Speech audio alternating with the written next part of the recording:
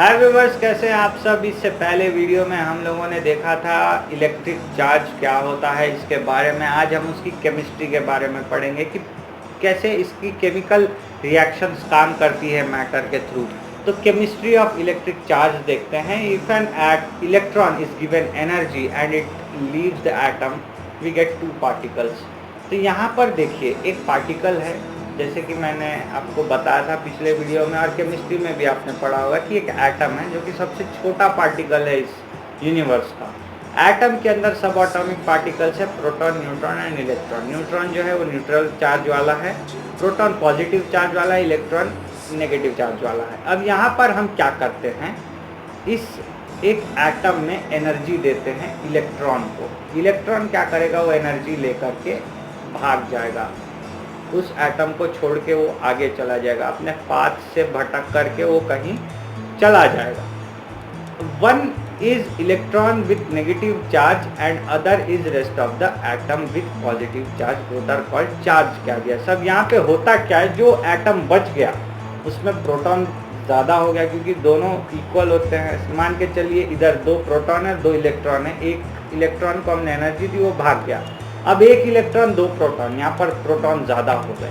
तो अब यहाँ पर 2 चीज़ें बनती है, एक इलेक्ट्रॉन वाला एक पार्टिकल बना विद द नेगेटिव चार्ज, एक प्रोटॉन वाला पार्टिकल बना विद द पॉजिटिव चार्ज, जिसमें कि 2 प्रोटॉन है और 1 इलेक्ट्रॉन है। ये तीनों का सेट जो है ये पॉजिटिव हो गया, क्योंकि इसमें प्रोटॉन्स की संख्या ज़्यादा है।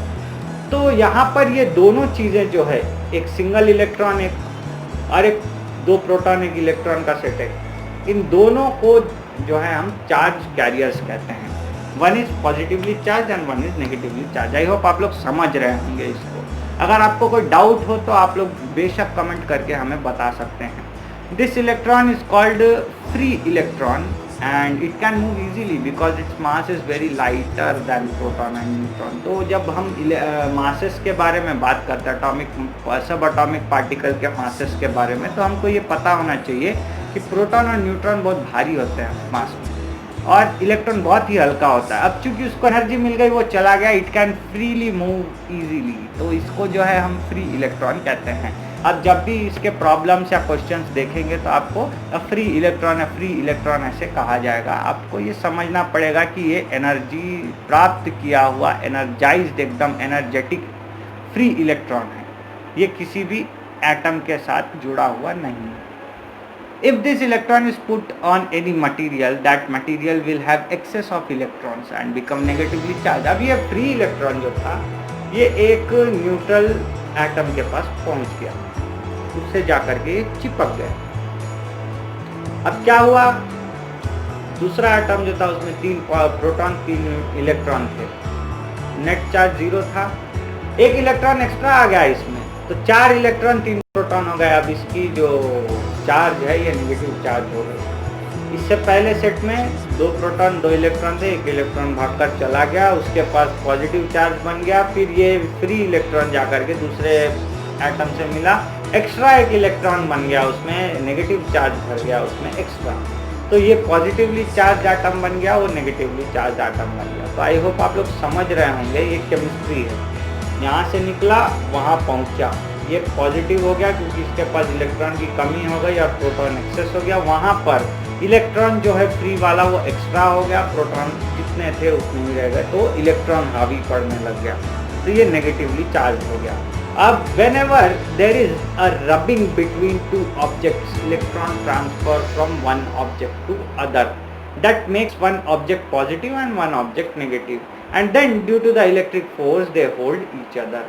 अभी ये जो मैंने आपको एक एग्जांपल दिया, एक सेट ऑफ एटम, उसमें से एक इलेक्ट्रॉन भाग जाता है, वो पॉजिटिवली चार्ज होता है, दूसरा सेट ऑफ एटम जिसमें वो फ्री वाला इलेक्ट्रॉन आगे पहुंचता है, वो नेगेटिवली चार्ज होता है। ये प्रैक्टिकली हम कैसे देखेंगे, प्रैक्टिकली देखने के लिए आप एक काम कीजिए, पेपर के छोटे छोटे टुकड़े कीजिए, किसी पेन को जो है ऐसे कपड़े से आप घसें और उसको एक बार छू कर देखें पेपर के साथ। पहले पेपर के साथ छू कर देखिए, पेन को कुछ नहीं होगा, लेकिन जब आप पेन को घसेंगे, रबिंग होगा, तो उसके अंदर पार्टिकल्स इधर उधर होंगे और वो चार्ज चेंज होगा। अब जब आप पेन को ले जाकर पेपर से टच करेंगे तो वो चिपकेगा पेपर से। ये है चार्जिंग, इसको कहते हैं चार्जिंग। तो बेसिकली हम ये कैसे कर सकते हैं, जब दो ऑब्जेक्ट्स को हम रगड़ेंगे, रब करेंगे, तो उसके अंदर जो है पॉजिटिव नेगेटिव दोनों चार्जेस इधर उधर होना शुरू हो जाएंगे और इलेक्ट्रिकल फोर्स तैयार होगा। इसे स्टैटिक इलेक्ट्रिसिटी कहते हैं। तो ये स्टैटिक इलेक्ट्रिसिटी के कारण जो है, ये इलेक्ट्रिक चार्ज बनने के कारण जो है पेपर से पेन चिपकेगा, पेपर जा करके पेन को चिपकेंगे, फिर आप जब रब करेंगे फिर पेपर चिपकाएंगे तो वो काम नहीं करेगा, ये पहले जैसा वापस हो जाएगा case. This is the force we called electrostatic cling. ये जो अभी मैंने आपको बताया, पेपर और पेन का एक एक्सपेरिमेंट आप करके देखिए, बहुत छोटे छोटे पीसेस कीजिएगा पेपर के।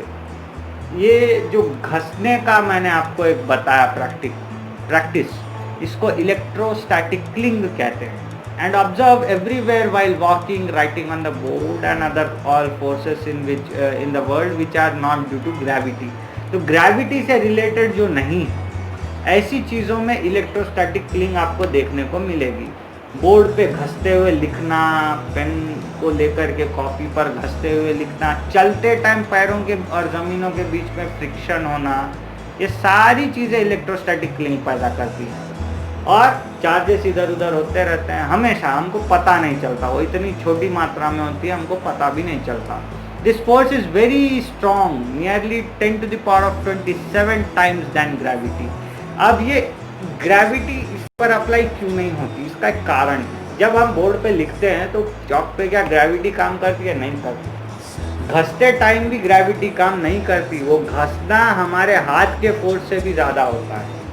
कोई भी चीज़ को जब हम रब करते हैं, घसते हैं, तो एक्स्ट्रा एनर्जी उसमें बनती है। क्यों? क्योंकि वो इलेक्ट्रोस्टैटिक क्लिंग की एनर्जी है और which is very very highly energized compare to the gravitational force. कितना? 10 to the power of 27 times extra. 10 के बाजू में आप 27 जीरो लिख लीजिए, कितने होंगे उतने जीरो, उतने टाइम्स, डबल ट्रिपल भी नहीं, उतने टाइम्स ज़्यादा इलेक्ट्रोस्टैटिक क्लिंग या इलेक्ट्रिकल एनर्जी जो है ये बहुत ही ज़्यादा स्ट्रॉन्ग पड़ती है, हावी पड़ती है ग्रेविटी के ऊपर।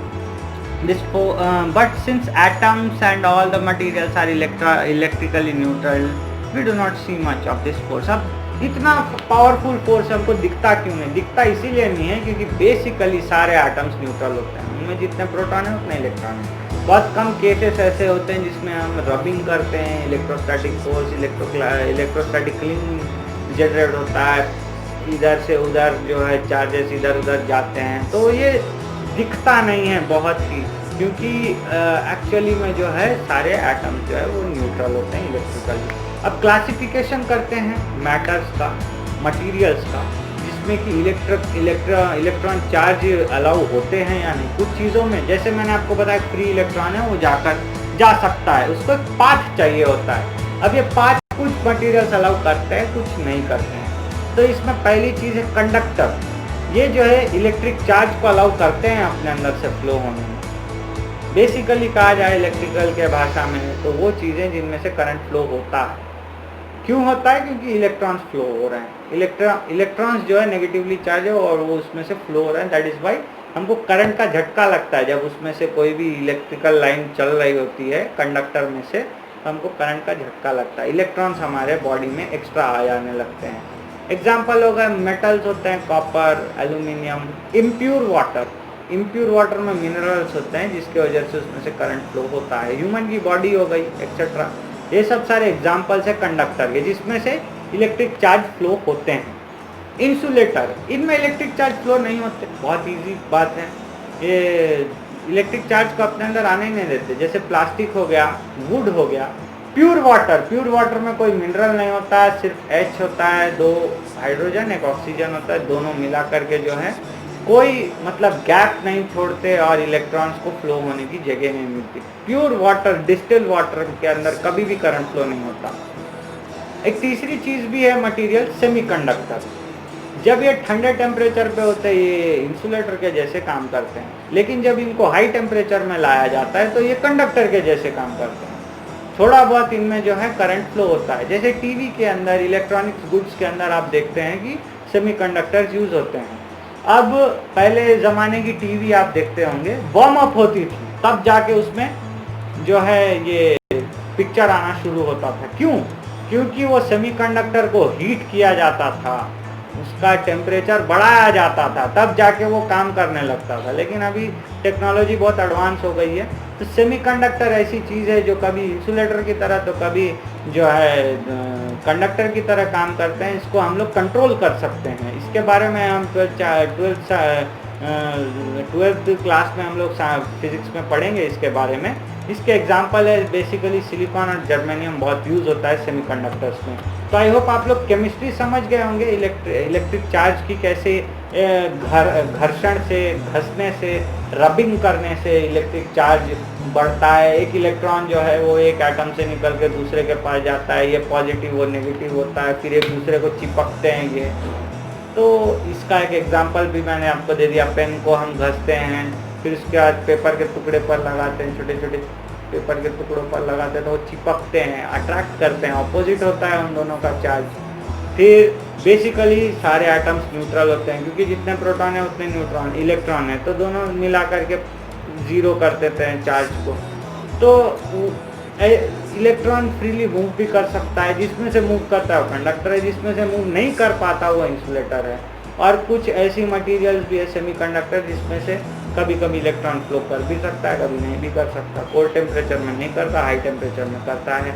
तो ये थी chemistry of electric charge. Electric charge, charge carriers क्या है, इलेक्ट्रिक चार्ज क्या है, इलेक्ट्रॉन कैसे फ्लो करता है, फ्री होके घूम सकता है क्योंकि बहुत हल्का होता है, ये सब हमने आज देखा। इलेक्ट्रोस्टैटिक क्लीन के बारे में हमने देखा। तो आई होप आप लोगों को ये सब समझ में आ गया होगा। मिलते हैं अगले वीडियो में। आज के लिए थैंक्स फॉर वॉचिंग।